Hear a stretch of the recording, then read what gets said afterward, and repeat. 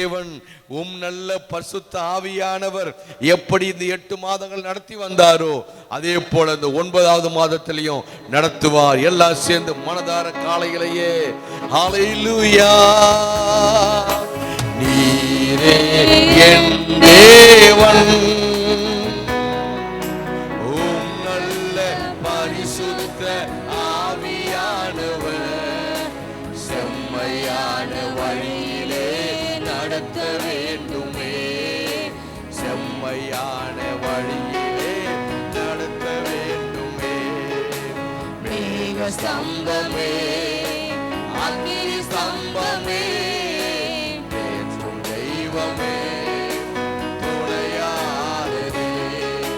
மேக ஸ்தம்பமே, அக்கினி ஸ்தம்பமே, தேற்றும் தெய்வமே,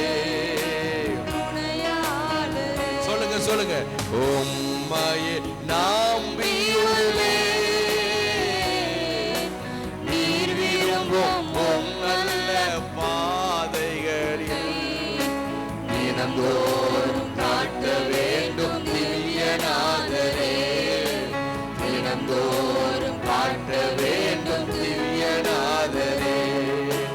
அன்பின் சிகரமே, ஆருயிரே, அழைக்கும் தெய்வமே, ஆறுதலே. அன்பின் சிகரமே, ஆருயிரே, அழைக்கும் தெய்வமே, ஆறுதலே. தேவன் எத்தனை மகிமையான காரியங்களை நமக்கு செய்து வந்தார். கையை உயர்த்தி ஆமென். இத்தனை நாட்களாக மகிமையாய் நடத்தி வந்த அவருடைய செய்கைகளை எல்லாம் நினைத்து பாருங்கள். இதுவரை கைவிடாதபடி எல்லா சூழ்நிலையிலும் நம்மளை கரம் தூக்கி விட்டவர் இந்த மாதமும் அவர் நம்மை கரம் தூக்கி விடுவார். ஆமென் சொல்லுங்களேன். அப்ப எப்படின்னு நமக்கு தெரியாது. சாமுவேல் சொன்னாரு சவுலை பார்த்து, அவர்கிட்ட ஒரு ஜெபத்தை வச்சு அவர் தலையில் அபிஷேகத்தை வச்சு ஜெபம் பண்ண உடனே, நீ புறப்பட்டு போ, உனக்குள்ளே பரிசுத்த ஆவியானவர் இறங்குவார், இன்னென்ன சமயத்துல இதை பேசணும் என்பதை உனக்குள்ள இருக்கிற ஆவியானவர் நடத்துவார், நீ பயப்படாம போ அப்படின்னு சவுலை பார்த்து சாமுவேல் தீர்க்க தரிசனம் சொல்லி உரைத்த அந்த வார்த்தை எனக்குள்ளே ஞாபகத்துக்கு வந்தது. நானும் சொல்வேன், இந்த 9வது மாதம் இந்த அபிஷேகத்தோடு ஆலயத்திலிருந்து புறப்பட்டு போ. அப்பப்போ சரியாக நடத்த வேண்டிய எல்லா ஐடியாவையும் ஞானத்தையும் கர்த்தர் இந்த 9வது மாதத்திற்கு உனக்கு கொடுத்து நடத்துவார் என்று எனக்கு சொன்னது போல நான் சொல்லுகிறேன். இன்னைக்கு காலமே வந்த உங்களுக்கு இந்த 30 நாள் எப்படி நடக்கும் என்று நீங்கள் பயப்பட வேண்டாம். உங்களுக்குள்ளே பரிசுத்த ஆவியானவர் இருக்கிறார். அவர் உங்க மேல இறங்கி இருக்கிறார். அவர் உங்களுக்குள்ளே இருக்கிறார். அவ்வப்போது எப்பப்போ எதை செய்ய வேண்டுமோ அதை உணர்த்தி, அதை கற்பித்து, அதை நடத்தி உங்களை இந்த 30ஆம் தேதி வரை தேவன் அழகாய் நடத்தி இந்த செப்டம்பர் மாதம் முடியும் பொழுது நீங்களும் நானும் சாட்சி கொடுக்க போகிறோம். 1ஆம் தேதி பாஸ்டர் வாக்கு தத்தத்தை சொன்னார். அதே போல தேவன் அவ்வப்போது சரியான நேரத்தில் என்ன பண்ணுவோம் என்ன பேசுவோம் தெரியாம மேடையில் நின்னாலும் வீட்டில் நின்னாலும் ஒரு இடக்கு முடக்கான இடத்துல நின்னாலும் பிரச்சனைக்குரிய இடத்துல நின்னாலும் எங்கெங்க நின்று எதை பேசணுங்கிற அந்த அபிஷேகத்தை, அந்த வார்த்தையை, அந்த போதனையை கர்த்தர் எனக்கும் தந்தார் என்று நீங்கள் சாட்சி பகர போகிறீர்கள். நீங்கள் அல்ல, உங்களுக்குள்ள இருக்கிற ஆவியானவர் அதை செய்ய போகிறார். நீங்கள் 30 நாளை குறித்து பயப்படாதீங்க. ஏன்னா நமக்குள்ள இருக்கிற ஒரு பவர், பெரிய பவர். அது பரிசுத்த ஆவியானவர் என்கின்ற பவர். அது வெறும் பாடி நமக்குள்ள இல்ல, அதற்குள்ளே ஒரு அபிஷேகம் இருக்கிறது, அதற்குள்ளே ஒரு ஆவியானவர் இருக்கிறார். என்ன செய்வேன், 1ஆம் தேதி முடிச்ச உடனே 30 நாள்ல இவ்வளவு பெரிய ஷெட்யூல் இருக்கு, இவ்வளவு பெரிய ஈவென்ட் இருக்குது, இவ்வளவு பெரிய நிகழ்ச்சி இருக்குது, இவ்வளவு பெரிய காரியம் இருக்குது, இதெல்லாம் எப்படி கரெக்டா நடத்தி முடிப்பேன்னு தெரியலையே அப்படின்னா சரியான சூழ்நிலைக்கு ஏற்ப நல்ல வார்த்தைகளை தந்து போதித்து ஞானமாக அறிவாக உங்களை கர்த்தர் நடத்துவார். இது சவுலுக்கு சொல்லப்பட்ட வார்த்தை. இன்னைக்கு இயேசு வாழ்க சபையில அதிகாலமே அமர்ந்திருக்கிற உங்களுக்கும் கர்த்தர் சொல்லி நடத்த போகிறார். பக்கத்தில் கையை பிடிச்சி சொல்லுங்க, இன்னைக்கு சர்ச்சுக்கு வந்துட்டீங்கல்ல, உங்க மேல அபிஷேகம் இறங்கியிருக்கு, உங்களை கர்த்தர் கரெக்டா நடத்த போறார். ஆமேன்னு சொல்லுங்களேன். நீங்க கரெக்டா ஜெபம் பண்ணி ஒரு காரியத்தை போய்கிட்டே இருப்பீங்க. ஐயோ இப்ப நான் என்ன பேசுவேன்னு தெரியலையே அப்படின்னா டக்குன்னு உங்களுக்குள்ளே ஒரு ஆவியானவர் உங்க மைண்ட்ல வச்சு இதை பேசுன்னு சொல்லுவார். நீங்க போவீங்க, இதுதான் நீங்க நடக்க வேண்டிய வழி என்று சொல்லக்கூடிய சத்தத்தை நீங்கள் கேட்பீர்கள். இந்த மாதம் பரிசுத்த ஆவியானவர் நமக்கு பெரிய பெரிய பெரிய நம்முடைய அறிவை கர்த்தர் கையில பயன்படுத்த போகிறார். ஆமேன் சொல்லுங்க பார்க்கலாம். எல்லாம் சொல்லுங்க, என் அறிவு பயன்பட போகிறது, எனக்குள்ள இருக்கிற ஞானம் பயன்பட போகிறது, என்னுடைய வார்த்தையின் உச்சரிப்புல பெரிய அதிரடி உண்டாக போகிறது. அதை கர்த்தர் இந்த மாதம் உங்களுக்கு செய்வார். இதை சொல்லும் பொழுது சவுலுக்கு ஒண்ணுமே புரியல. நான் கழுதியை தேடிக்கிட்டு வந்தாலு அவரை பார்க்க வந்த உடனே அவரு என்ன அபிஷேகம் பண்ணி, நீ போடா, நீ வெறும் ஆளு நினைச்சுக்காத, உனக்குள்ளே ஒரு அபிஷேகத்தை வச்சிருக்கிறேன், அந்த அபிஷேகம் கரெக்டா உங்களை ஆப்ரேட் பண்ண ஆரம்பிக்கும் அப்படின்னு சொன்ன அந்த வார்த்தை எனக்குள்ள ஒரு பலன் வர ஆரம்பித்தது. ஏன்னா இந்த மாசம் எல்லாம் ஏட்டிக்கு போட்டியா அப்படி இப்படி இருந்தாலும் நீங்க பயப்படக்கூடாது, கலங்கக்கூடாது. ஏன் அப்படின்னா 1ஆம் தேதியே கர்த்தர் உங்களை நல்ல தைரியப்படுத்துறாரு. அவர் உங்களுக்குள்ளே இருந்து எப்படி எப்படி காரியங்களை நடப்பிக்க வேண்டும் என்று போதித்து நடத்துவார். கையை உயர்த்தி ஆமேன்னு சொல்லலாமா? நெஞ்சு மேல கையை வச்சு, எனக்குள் இருக்கிறவர் அறிவுள்ள ஆவியானவர், ஞானமுள்ள ஆவியானவர், சத்திய ஆவியானவர், அவர் கரெக்டா என்ன நடத்துவார். எப்போ அறிவை யூஸ் பண்ணணும், எப்போ ஞானத்தை வெளிப்படுத்தணும், என் வாயை எப்போ திறக்கணும், சமயத்துக்கேற்ற வார்த்தையை சொல்லி என்னை கரெக்டா கர்த்தர் இந்த 9வது மாதத்துல எல்லா இடத்திலையும் கர்த்தர் உங்களை கொண்டு போய் வைக்க போகிறார். ஆமேன்னு சொல்லுங்களேன். எங்க ஆசிரியர்கள் உட்கார்ந்து இருக்கீங்க, படிச்சவங்க உட்கார்ந்து இருக்கீங்க, பலதரப்பட்ட வேலையில இருக்கிறவங்க உட்கார்ந்து இருக்கீங்க, நிறுவனத்துக்குள்ள இருக்கிறவங்க இருக்கீங்க. அங்கங்க போய் நிக்க கொள்ள டக்கு டக்கு டக்கு டக்குன்னு உங்க வாயை திறந்து நீங்க ஆன்சர் பண்ணுவீங்க, கேள்விக்கு பதில் சொல்லுவீங்க. ஏன் அப்படின்னா இந்த மாதம் கர்த்தர் நமக்கு சொல்லி அனுப்புகிற வார்த்தை அதுதான். நீ போ, சமயத்துக்கேற்ற வார்த்தையை, அறிவை, அபிஷேகத்தை உனக்குள்ளே இருந்து நான் ஆப்ரேட் பண்ணுவேன் என்று கர்த்தர் சொல்லி இந்த மாதம் நம்மளை அனுப்புகிறாரே. கையை உயர்த்தி ஒரு அல்லேலூயா சொல்லலாமா? இப்போ வாக்கு தத்தங்களை பாருங்க. 1 சாமுவேல் புஸ்தகம் 12ஆம் அதிகாரம் 22ஆம் வசனத்தை படிக்கலாம். கர்த்தர் உங்களை தமது ஜனமாக்கி கொள்ள பிரியப்பட்டபடியினாலே, கையை உயர்த்தி ஆமேன்னு சொல்லுங்களேன். பிரியப்பட்டபடியினாலே கர்த்தர் தம்முடைய மகத்துவமான நாமத்தின் நிமித்தம் தமது ஜனத்தை கைவிட மாட்டார். அப்படின்னா என்ன அங்க நடந்தது அப்படின்னா, ஜனங்களுக்கு கர்த்தர் மகத்துவமான காரியங்களை எல்லாம் செஞ்சாரு. ஆனா ஜனங்க என்ன செஞ்சிட்டாங்களாம்? பிரயோஜனம் இல்லாத வேலையை செய்ய ஆரம்பிச்சாங்க, வீணான காரியங்களை பின்பற்ற ஆரம்பிச்சாங்க, கலங்கம் பண்ண ஆரம்பிச்சாங்க, கர்த்தரை மறக்க ஆரம்பிச்சாங்க. ஆண்டவருக்கு ரொம்ப துக்கத்தை உண்டாக்குற வேலையெல்லாம் அவங்க செய்ய ஆரம்பிச்சாங்க. உடனே சாமுவேல் சொல்றாரு, இங்க பாருப்பா, உங்களை கர்த்தர் எவ்வளவு அழகா நடத்தி வந்தாரு, நீங்க அதை மறந்துட்டு கலகம் பண்ற வேலை, அந்த பிரயோஜனம் இல்லாத வேலை, வீணான வேலைகளை எல்லாம் செஞ்சு கர்த்தரை மறந்து இப்படி பண்றீங்களே, இப்படியெல்லாம் நீங்க செய்யக்கூடாது, தேவனை நீங்கள் மீறுறீங்க, இப்படிலாம் நீங்க பண்ணக்கூடாது அப்படின்னு சொல்லி ஒரு அச்சத்தை உண்டாக்குனாரு. 1 சாமுவேல் புஸ்தகம் 12:18 என்ன பண்ணார் தெரியுமா? இது என்ன காலம் தெரியுமா? இது அறுவடை காலம். அறுவடை காலத்துல வெயில் அடிக்கணுமா, மழை பெய்யணுமா? வெயில் அடிக்கணும். அப்போதான் அறுவடையை அழகா கொண்டு வந்து வீட்டில் சேர்க்க முடியும். அப்போ சாமுவேல் ஜனங்களை பார்த்து சொன்னாரு, நீ ஜனங்களே நீங்க கர்த்தரை மீறுறீங்க, வீணானதை பின்பற்றுறீங்க, தேவையில்லாத காரியத்தை பண்றீங்க, பிரயோஜனம் இல்லாத காரியத்தை பண்றீங்க, கலகம் பண்றீங்க. இப்போ நான் உங்களுக்கு ஒரு ஜெபத்தை பண்ண போறேன். அந்த ஜெபம் என்ன வேலையை செய்ய போது தெரியுமா? இந்த அறுவடை காலத்துல இப்போ ஒரு மழையை நான் பெய்ய பண்ண போறேன் அப்படின்னு சொல்லி ஒரு ஜெபம் பண்ண ஆரம்பிச்சார். ஜனங்களுக்கு ஒன்றும் புரியல. இவர் ஜெபம் பண்ண ஆரம்பிச்ச பிறகு வானம் இடி இடித்து மின்னல் திட்டு திட்டுன்னு ஒரே பூமி அதிர்கிற அளவிற்கு இடி இடிக்க ஆரம்பிச்சது. பார்த்தா மழை பெய்ய ஆரம்பித்த உடனே, ஐயோ இந்த தேவன் பயங்கரமானவர், ஐயோ இந்த தேவனை நாங்கள் மறந்தோமே என்று சொல்லி ஜனங்கள் பயப்பட ஆரம்பிச்சாங்க, அழிந்து விடுவோமோ என்று சொல்லி. அப்பதான் சாமுவேல் ஜனங்களை பார்த்து சொன்னார், நம்முடைய ஆண்டவர் மனிதர்கள் மீறும் பொழுது அவர்களை அவர் எச்சரிப்பார தவிர ஆனால் ஒரு நாளும் ஜனங்களை அவர் கைவிட மாட்டார். ஜனங்கள் மீறும் பொழுது அவர்களை கர்த்தர் கொஞ்சம் கலக்கம் பண்ணுவார தவிர கைவிட மாட்டார். ஆகவே அந்த வார்த்தையை படிச்சு பாருங்க. 24ஆம் வசனத்தை நீங்க படிக்கும் பொழுது, நீ உங்கள் முழு இதயத்தோடும் அவரை உண்மையாய் சேவிக்க கடவர்கள். அந்த 22ஆம் வசனத்தை நீங்கள் போட வேண்டும். 22ஆம் வசனத்தை, கர்த்தர் உங்களை தமது ஜனமாக்கி கொள்ள பிரியமானபடியால் கர்த்தர் தம்முடைய மகத்துவமான நாமத்தின் நிமித்தம் தமது ஜனத்தை கைவிட மாட்டார். கையை உயர்த்தி ஆமேன்னு சொல்லுங்களேன்.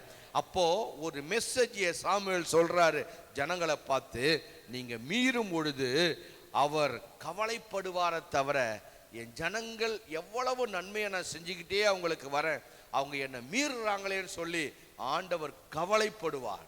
அவர் மகத்துவத்தை வெளிப்படுத்துவார், அவர் பயங்கரமான கடவுள் என்று உணர்த்துவார். ஆனால் ஒரு நாளும் உங்களை கைவிட மாட்டார். இதுதான் வாக்கு தத்தம். ஆமேன்னு சொல்லுங்களேன்.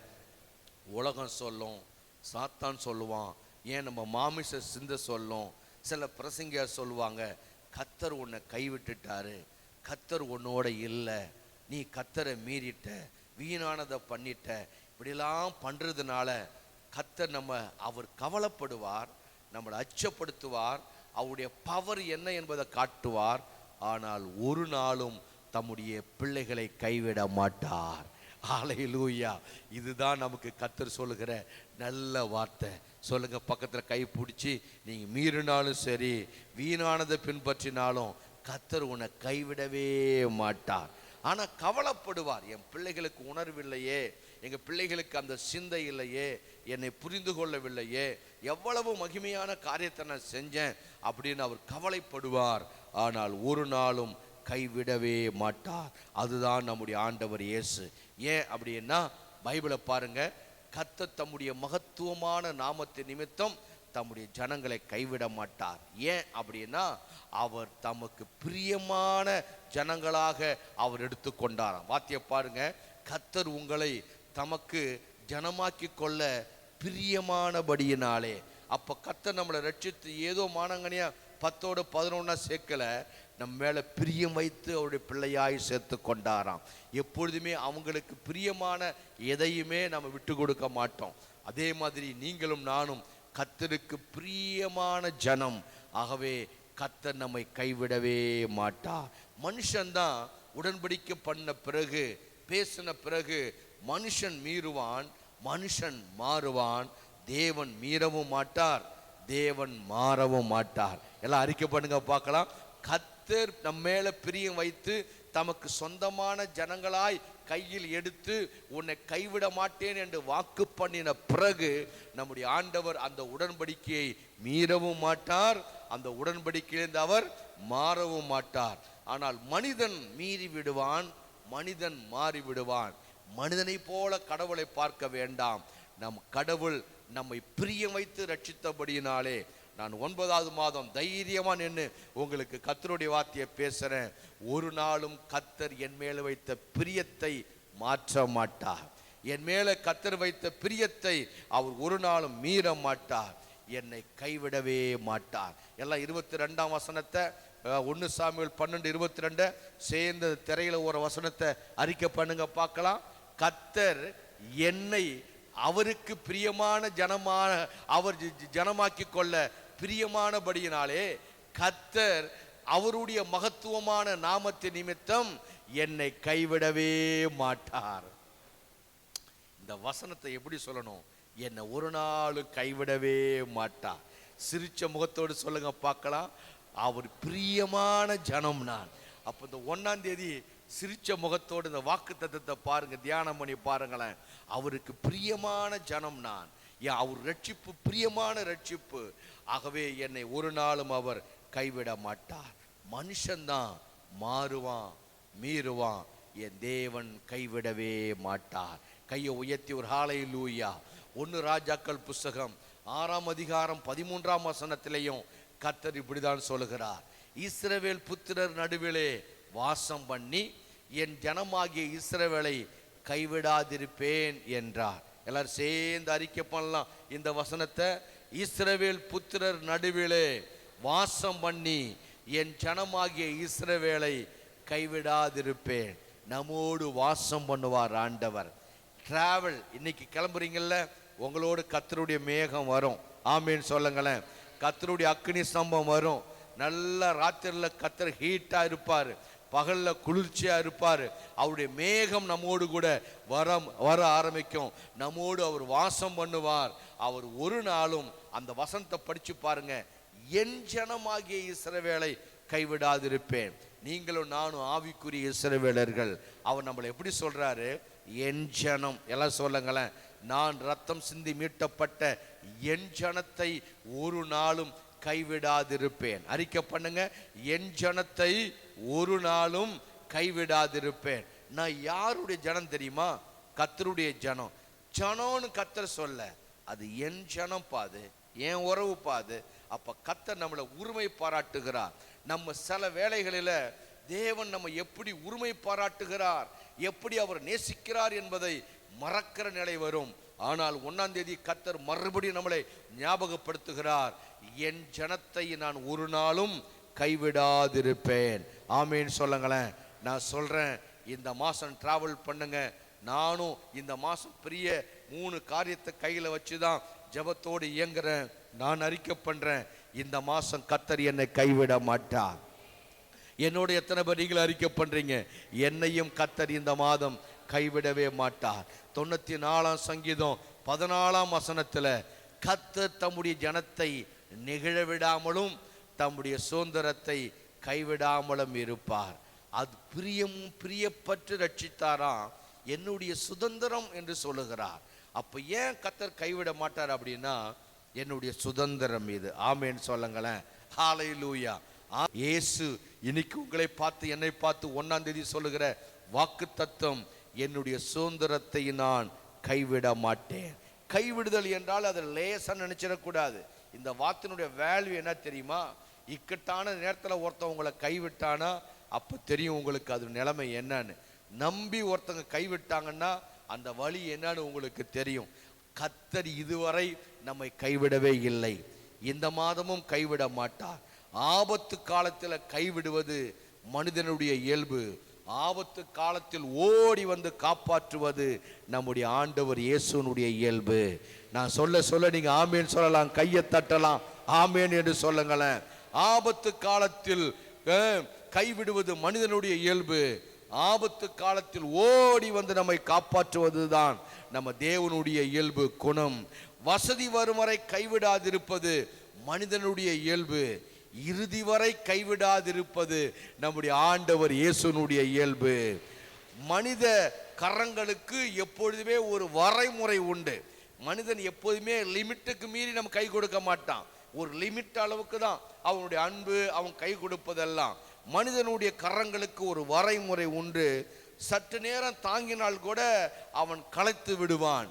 ஆனால் நம்முடைய ஆண்டவர் அப்படி அல்ல. நம் தேவ கரத்திற்கோ என்றும் களைப்பில்லை. அவர் கவலை இல்லாமல் நம்மை கை கொடுத்து தூக்கி விடுகிற நம்முடைய அற்புத தேவன் அவர். ஆமேன் சொல்லுங்களேன். கழுகுகளின் சட்டையில் இருக்கிற குஞ்சிக்கும் பூனையின் வாயில் இருக்கிற குட்டிக்கும் ஒரு நாளும் பயம் இல்லவே இல்லை, கவலை இருப்பது இல்லவே இல்லை. அப்போ கழுகனுடைய சட்டையில் இருக்கிற குஞ்சிக்கு தன் தாய் சிறகனுடைய அந்த சிறகனுடைய வலிமை தெரியும். கட்டாயம் என் தாய் என்னை கீழே போட்டு விட மாட்டாள் என்று சொல்லி. பூனை வாயில் இருக்கிற அந்த குட்டிக்கு தெரியும், என்னுடைய தாய் என்னை கீழே போட்டு விட மாட்டான். எத்தனை ஜம்பாய் இந்த பூனை ஓடுனாலும் எங்க வீட்டில் நாங்கள் பார்த்துருக்கோம், அந்த குட்டியை கவ்வி கொண்டுதான் ஓடும். எப்படி அந்த கழுகு சிறகில் இருக்கிற குஞ்சியும் அந்த பூனை வாயில் இருக்கிற குட்டியும் கவலை இல்லாமல் அமைதியாக இளைப்பாறுகிறதோ, அதே போல நாமும் தேவனுடைய கரத்தில் அமைதியாக இளைப்பாறுவோம். கர்த்தர் இந்த மாதம் நம்மை கைவிடாதபடி காப்பாற்றுவார். கர்த்தர் இந்த மாதம் கைவிடாதபடி கரை சேர்ப்பார். நல்ல ஒரு கையை தட்டுக பார்க்கலாம். இந்த மாதம் அவர் காப்பாற்றவும் முடியும், இந்த மாதம் என்னை அவர் கரை சேர்க்கவும் முடியும். இந்த 30 நாளையும் நான் அல்ல, என் பலன் அல்ல, தேவனுடைய அபிஷேகம், பிரசனம், வார்த்தை இந்த 30 நாளும் கரை கடந்து வந்து ஹalleluya செப்டம்பர் மாதத்தை நான் முடிச்சிட்டேன் அப்படின்னு சொல்லி நீங்க கம்பீரமா நீங்கள் சொல்ல முடியும். கர்த்தர் இந்த மாதம் கட்டாயம் நம்மளை கரை சேர்த்து விடுவார். ஏன் என்றால் நீங்களும் நானும் கர்த்தருடைய சுதந்திரம் என்று 94ஆம் சங்கீதம் 14ஆம் வசனம் நமக்கு இப்படி கர்த்தர் வாக்கு பண்ணி இருக்கிறாரே. உபாகமம் புஸ்தகம் 7ஆம் அதிகாரம் 7ஆம் வசனம் 8ஆம் வசனத்தை கவனிங்கள். உபாகமம் புஸ்தகம் 7ஆம் அதிகாரம் 7ஆம் வசனத்துல எல்லாம் சேர்ந்து படிக்கலாம். சகல ஜனங்களிலும் நீங்கள் திரட்சியான ஜனம் என்று கர்த்தர் உங்கள் பேரில் அன்பு வைத்து உங்களை தெரிந்து கொள்ளவில்லை. நீங்கள் சகல ஜனங்களிலும் கொஞ்சமாயிருந்தீர்கள். நம்மெல்லாம் பெரிய ஆளு நினைச்சு கர்த்தர் நம்மளை ரட்சிக்கலையா? ஏய், இந்த ஜனங்களை கையில வச்சுக்கிட்டா நமக்கு ரொம்ப நல்லதுன்னு கர்த்தரை வச்சுக்கலையா? இந்த ஜனங்கள் பாவப்பட்ட ஜனங்கள், கொஞ்சமான ஜனங்கள், மைனாரிட்டி பீப்புள், இவங்களுக்கு ஆதரவு இல்லை, தனிமையானவங்க அப்படின்னு நினைச்சு அந்த வார்த்தையை பாருங்களேன். கர்த்தர் நம்ம செலக்ட் பண்ணக்கூடிய பார்த்து செலக்ட் பண்ணியிருக்கிறார். இவங்க பெரிய ஜனம் பெருத்த கூட்டம், ஜன திரட்சியான மக்கள், இவங்கெல்லாம் பெரிய ஆளு அப்படின்னு கர்த்தர் நம்மளை தெரிந்து கொள்ளவில்லையா? நாம ஜனங்களிலேயே கொஞ்சமானவர்கள், நம்ம வீட்டிலேயே சாதாரணமானவர்கள் அப்படி நினைத்துதான் கர்த்தர் நம்மை தெரிந்து கொண்டாராம். கையை உயர்த்தி ஹalleluya. அப்ப 7ஆம் அதிகாரம் ஏன் அப்படி கர்த்தர் நம்மளை ரட்சித்தாருன்னா 8ஆம் வசனம் இப்படி போடப்பட்டு இருக்கிறது. கர்த்தர் உங்களில் அன்பு கூர்ந்ததினால் அப்படி செய்தாராம். ஆமென் சொல்லுங்களேன். தேவன் நம்ம மேல அன்பு வச்சதுனால தான் அப்படி செஞ்சாராம். அன்புனுடைய அந்த அந்த தன்மை என்ன தெரியுமா? அன்புன்னு ஒன்று உள்ளத்துல வந்துருச்சுன்னா அதுக்கு ஈகோ வராது, பிரிஸ்டேஜ் வராது, சின்னவன் பெரியவன் வராது, கருப்பு சேப்புன்னு வராது, அவங்க எப்படி எதெல்லாம் வராது. அன்புன்னு ஒன்று வந்துருச்சுன்னா அது மடை திறந்த வெள்ளம் போல அணைத்து கொள்ள விரும்பும், ஆதரிக்க விரும்பும், மனம் விட்டு பேச விரும்பும், எதை வேணுமானாலும் செய்ய விரும்பும். இதுதான் அன்புல இருக்கிற மிகப்பெரிய பவர். ஆமென் சொல்லுங்களேன். கர்த்தர் நம்ம மேல அன்பு வைத்தபடியினாலே நம்மை இப்படி ரட்சித்து கொண்டாராம். அப்ப அன்பு வைத்து ரட்சித்தவர், சுதந்திரம் என்று சொன்னவர், பிரியப்பட்டு ரட்சித்தவர் அவர்தான் சொல்லுகிறார், நான் கைவிட மாட்டேன். ஜனங்களுக்கு என்ன புரியல அப்படி தெரியுமா? ஆண்டவர் என்னை ரட்சித்தது அன்பு வைத்து ரட்சித்தார், ஆண்டவர் பிரியப்பட்டு ரட்சித்தார். அவர் நீ என்னுடைய சுதந்திரம்பா, நீதான் என்னுடைய ஃப்ரீடம், நீதான் என்னுடைய நம்பிக்கை, உன்னை நேசித்து அன்பு வைத்து நான் ரட்சித்தேன். நீ பெரிய பலே ஆளு என்பதுக்காக நான் உன்னை ரட்சிக்கல. நீ தனியா இருக்கிறியே, ஒண்டியா இருக்கிறியே, சிறு கூட்டமா இருக்கிறியே, படிப்பு இல்லைன்னு ஃபீல் பண்றியே, பணம் இல்லைன்னு ஃபீல் பண்றியே, என் வாழ்க்கை உடஞ்சி போச்சுன்னு ஃபீல் பண்றியே, நான் எப்படி கரை சேர்ப்பனோன்னு ஃபீல் பண்றியே, என் பிள்ளைய வச்சு எப்படி கரையேறுவன்னு தெரியலையே, எவ்வளோ பணச்செலவு ஆகுது, எனக்கு கை கொடுத்து உதவ ஒருவரும் இல்லை என்று சொல்லி நீ அடிக்கடி தனித்து விடப்படுகிறாயே, நீ கொஞ்ச ஜனம் என்று நம்பிதான் நான் உன்னை ரட்சித்தேன், நேசித்தேன். ஏன் ஆண்டவரே நீங்க என்ன ரட்சிச்சீங்க? ஏன் ஆண்டவரே நீங்க என்ன அப்படி நேசிச்சீங்க?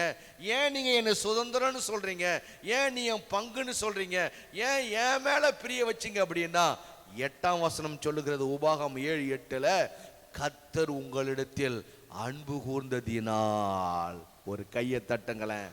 அவர் வச்ச அன்பு தான் நம்மளை ரட்சித்து இதுவரை கூட்டி நம்மை சேர்த்து இருக்கிறது. ஆமேன் சொல்லுங்களேன். அதனால தான் ஃபாதர் இப்படி பாடுறாங்க இந்த பாட்டை, என் மீது அன்பு கூர்ந்து பலியானீரே சிலுவையிலே. இங்க பாருங்க, அன்புங்கிற அந்த ஒரு காரியத்தை தியானிக்க ஆரம்பிச்சா எவருங்க ஒருத்த மேல அன்பு வந்துட்டா எதை வேணாலும் கொடுக்க ஆரம்பிச்சிருவோம், எதையும் மறைக்க மாட்டோம், மனம் விட்டு பேச ஆரம்பிச்சிருவோம்.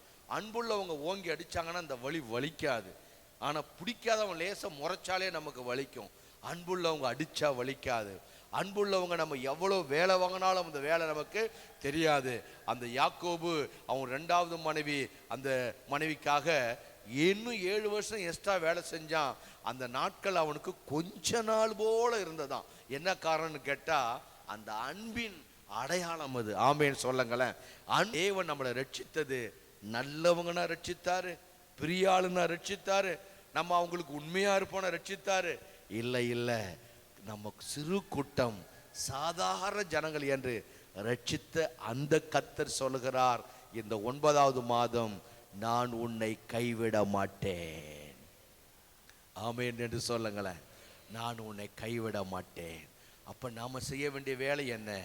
1 கொரிந்தியர் புஸ்தகம் 1ஆம் அதிகாரம் 9ஆம் வசனத்துல, என் மேல இவ்வளோ பெரிய அன்பு வைத்து என்னை கைவிட மாட்டேன் என்று வாக்கு பண்ணின கர்த்தர் சொல்லுகிறார். தம்முடைய குமாரனும் நம்முடைய கர்த்தராகிய இயேசு கிறிஸ்து இவனுடைய ஐக்கியமாய் இருப்பதற்கு உங்களை அழைத்த தேவன் உண்மை உள்ளவர். நீங்க கடவுளை எப்படி பார்க்கணும்னா, உடன்படிக்கை பண்ணிட்டாருன்னா அதை மாற்ற மாட்டார். அன்பு வச்சுட்டாருன்னா அதை மாற்ற மாட்டார். அந்த அன்புள்ள கடவுள் நம்ம கிட்ட எதிர்பார்க்கறது என்ன தெரியுமா? நீ என்னோட ஐக்கியமா இருக்கணும். ஆமேன்னு சொல்லுங்களேன். அதுதான் இப்போ குடும்பத்தில் பிரச்சனையே. நான் உன்னை எவ்வளவு நேசிக்கிறேன், நீ என்னோட தான் ஐக்கியமா இருக்கணும். இதுதான் மக்கள் பெண்களுக்கு பிரச்சனை, இதுதான் ஆண்களுக்கு பிரச்சனை, இதுதான் கணவனுக்கு பிரச்சனை, இதுதான் மனைவிக்கு பிரச்சனை, இதுதான் நம்ம கர்த்தருக்கும் பிரச்சனை. உன் மேல அன்பு வைத்து நான் ரட்சித்தேன், பிரியம் வைத்து ரட்சித்தேன். நான் உங்ககிட்ட எதிர்பார்க்கறது ஒன்னே ஒண்ணுதான், நீ என்னோடு ஐக்கியமா இருக்கணும். ஐக்கியமா இருந்தா இந்த மாசம் வெள்ளம் போல சத்துரு வந்தாலும் அவர் அழைத்து கொண்டு போவார். நான் ஏற்கனவே சொன்னனே, அந்த கழுகின் சிறகில் இருக்கிற குஞ்சிக்கு பயம் இல்லை, பூனையின் வாயில் இருக்கிற குட்டிக்கு பயம் இல்லை. நிம்மதியாய் டிராவல் பண்ற மாதிரி நம்ம கர்த்தரோடு ஐக்கியமாயிட்டோம்னா இந்த 30 நாளும் 3 செகண்ட் போல கர்த்தர் நம்மளை அழகாய் கொண்டு போய் சேர்த்து விடுவார். அறிக்கை பண்ணுங்க, இந்த மாசம் கர்த்தர் என்னை கைவிட மாட்டார். ஏன் கைவிட மாட்டார்? என்னை பிரியப்பட்டு ரட்சித்தார். ஏன் கைவிட மாட்டார்? என்னை அவருடைய சுதந்திரம் என்று சொல்லுகிறார். ஏன் கைவிட மாட்டார்? அவர் நம் மீது அன்பு வைத்து ரட்சித்தார். எழுந்து நின்று என்னை கர்த்தர் இந்த மாதம் கைவிடவே மாட்டார் என்று அறிக்கை பண்ணுங்கள். கைவிடவே மாட்டார். ஹல்லேலூயா. இந்த மாதம் என்னை கர்த்தர் கைவிடவே மாட்டார்.